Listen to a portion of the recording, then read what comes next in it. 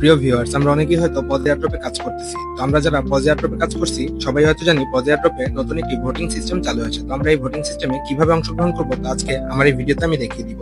Voting সিস্টেমে অংশগ্রহণ করার জন্য সর্বপ্রথম আপনাকে যেতে হবে ভোট অপশনে। ভোট অপশনে যাওয়ার পরে আপনি এখানে তিনটি অপশন দেখতে পারবেন। তিনটি অপশনের ভিতরে মাঝখানের যে অপশনটি আছে এক্স ইম্পায়ার, এক্স ইম্পায়ার মাঝখানে আপনি সর্বনিম্ন 500 ভোট করে দিবেন। তো 500 ভোট করার জন্য আপনাকে অবশ্যই টেলিগ্রাম স্টার ব্যবহার করতে হবে।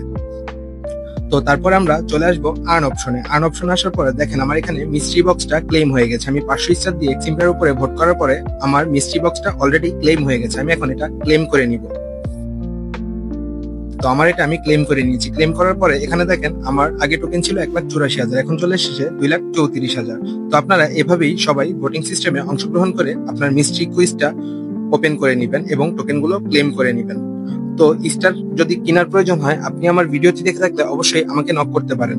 আসসালামু আলাইকুম, ভালো থাকবেন।